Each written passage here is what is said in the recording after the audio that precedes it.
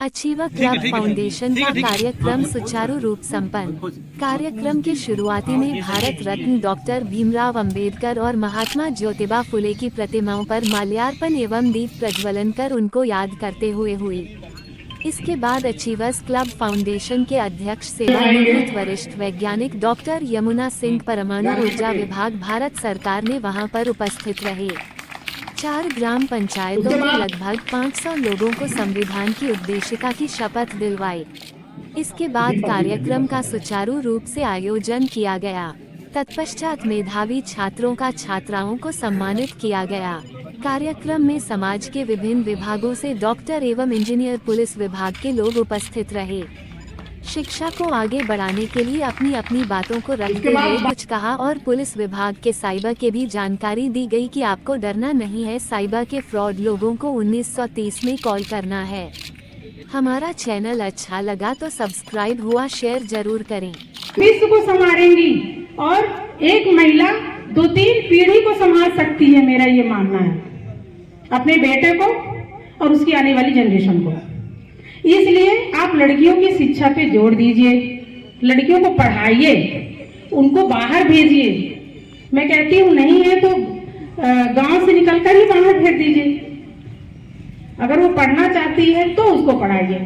और मैं ये नहीं कहती हूँ कि अगर वो पढ़ने में तेज है तो आप उसको डॉक्टर इंजीनियर बनाइए। भाई हर बच्चा एक जैसा नहीं हो सकता, चाहे लड़का हो या लड़की हो।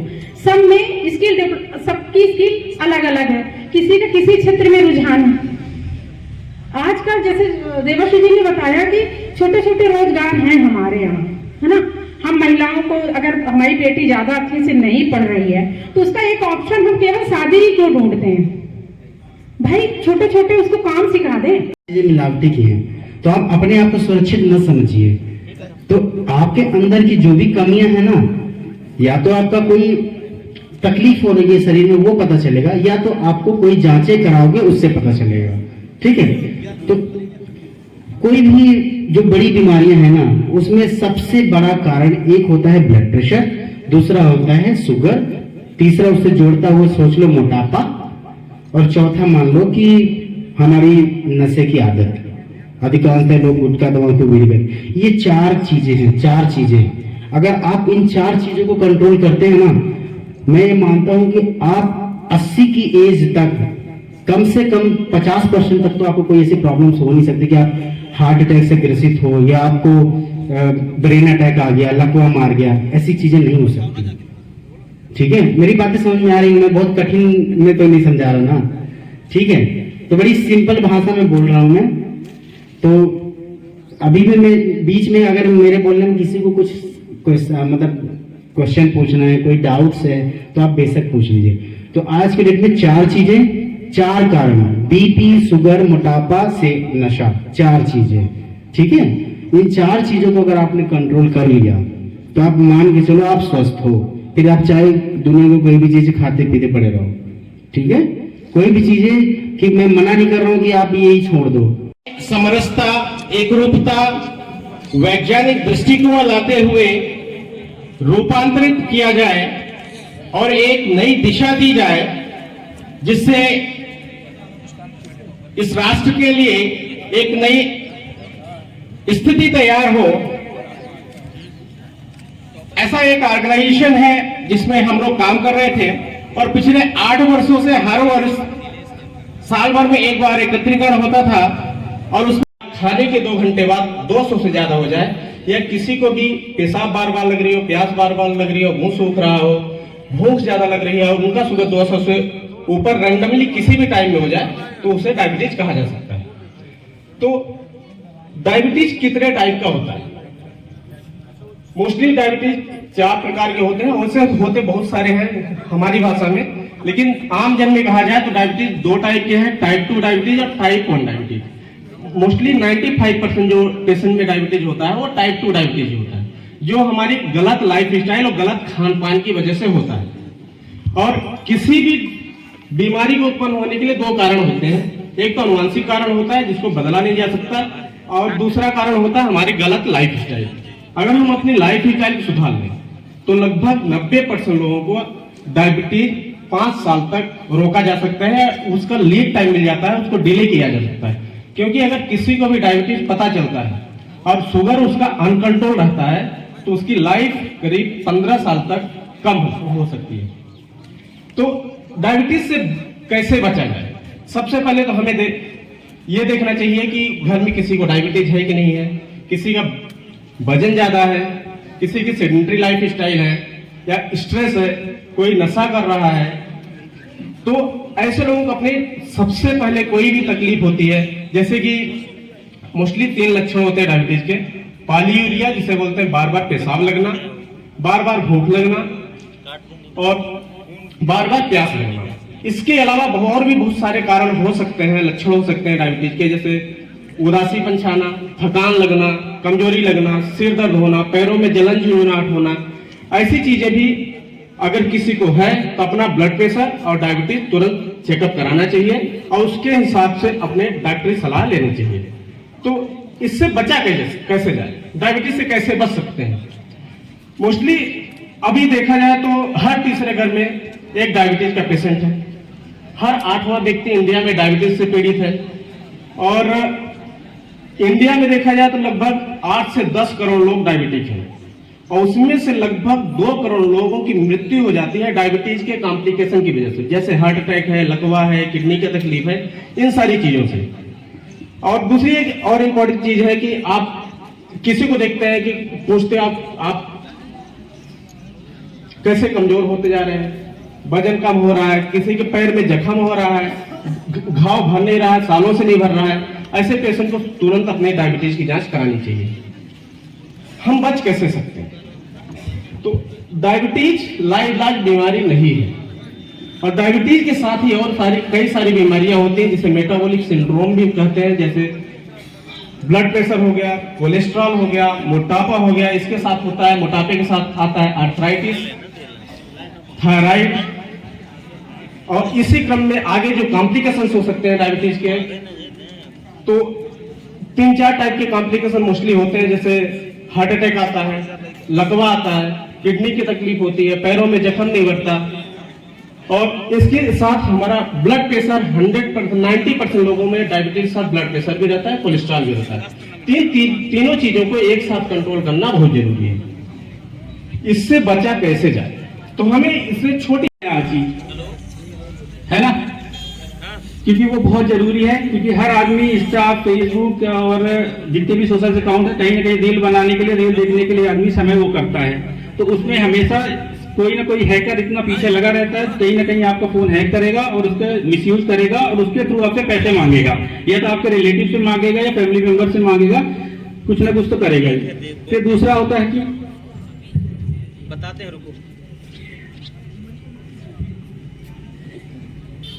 अच्छा, वीडियो कॉल किन किन लोगों को आए हैं? मतलब ऐसे अननोन नंबरों से आते रहते हैं हमेशा, कि कोई भी ऐसा है मतलब फोन लिया हुआ है अपना, अचानक से वीडियो कॉल आ गया या अननोन व्हाट्सएप कॉल आ गए, वो भी बहुत सारे लोगों के पास आते होंगे, है ना।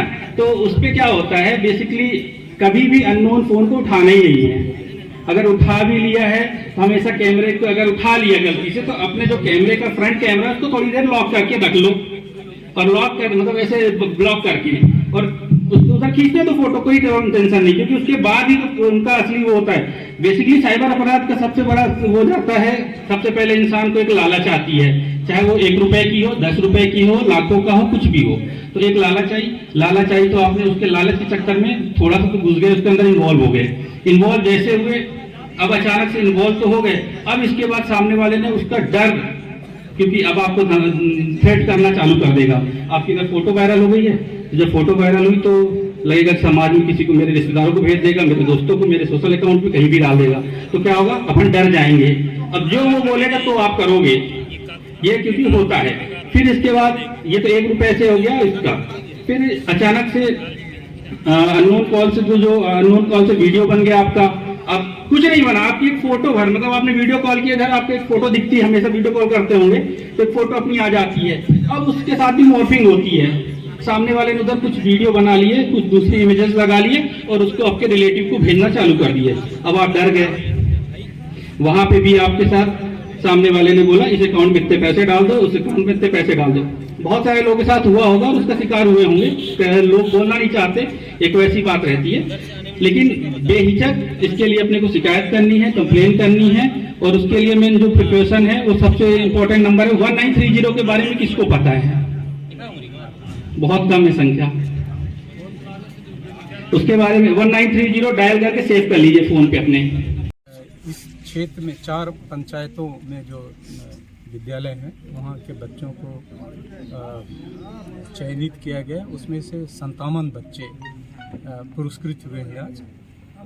और आगे जो है हम कोशिश करेंगे और भी विद्यालय और भी पंचायत के बच्चे उसमें शामिल हो सकें। सर, देखा जा रहा है कि आज ये द्वितीय वर्ष है जिसमें कार्यक्रम में अचीवर्स क्लब द्वारा आयोजित किया गया है। अगले वर्ष के लिए आप इसमें और क्या एडिशन करना चाहेंगे, उसके बारे में हमें थोड़ी बताएं सर।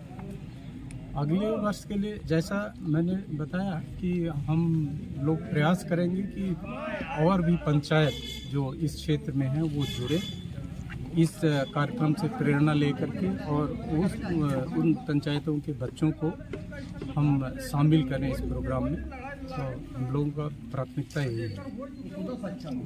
सर, थोड़ा बताने का प्रयास करें, अचीवर क्लब का मुख्य उद्देश्य क्या है? अचीवर्स क्लब का मुख्य उद्देश्य ये है कि जो समाज है, समता मूलक समाज का विकास करना। और उसमें चूँकि अलग अलग क्षेत्र से अचीवर्स क्लब जुड़े हुए हैं, इसमें से चाहे आप science, engineering, technology, social, rural, हर बैकग्राउंड के क्षेत्र से जुड़े हुए हैं। उसमें बहुत सारे वकील हैं। तो अधिकांशतः जो है ये ग्रामीण क्षेत्र से आते हैं। तो ग्रामीण क्षेत्र में क्या समस्याएं हैं और किन रूढ़वादियों से ग्रामीण क्षेत्र जूझ रहा है, तर्क के अभाव में जो है जो कुरीतियां हैं, बहुत सारे पाखंड हैं, तो उनसे जूझ रहे हैं। तो किस तरह से उनको तार्किक बना करके उनके विकास की मूल धारा में उनको शामिल किया जाए। सर, देखा जाता है कि कुछ बच्चे आर्थिक रूप से कमज़ोर हैं, उन्हें शिक्षा मतलब मिलने में थोड़ी सी कहीं ना कहीं से कठिनाइयाँ आती हैं। उनके लिए आपका अचीवर्स क्या कर सकता है और आगे के लिए सर? ये आपका सवाल बहुत ही ज्वलंत सवाल है। और अधिकांश लोग जो ग्रामीण अंचल से हैं उन्होंने इसको खुद ही महसूस किया है। तो अचीवर्स क्लब की तरफ से जहां ऐसे बच्चे आते हैं कि पढ़ने में अच्छे हैं मगर आर्थिक अभाव में आगे नहीं पढ़ पाते, तो उनको आर्थिक सहायता भी प्रदान करता है अचीवर्स क्लब। इसके अलावा सरदार पटेल संस्थान में पुस्तकालय के निर्माण के लिए अचीवर्स क्लब ने काफ़ी अच्छी अनुदान राशि वहाँ पे दिया है। वहाँ पे जो बच्चों का छात्रावास है उसमें रसोई के निर्माण के लिए भी अचीवर्स क्लब ने आर्थिक योगदान किया है।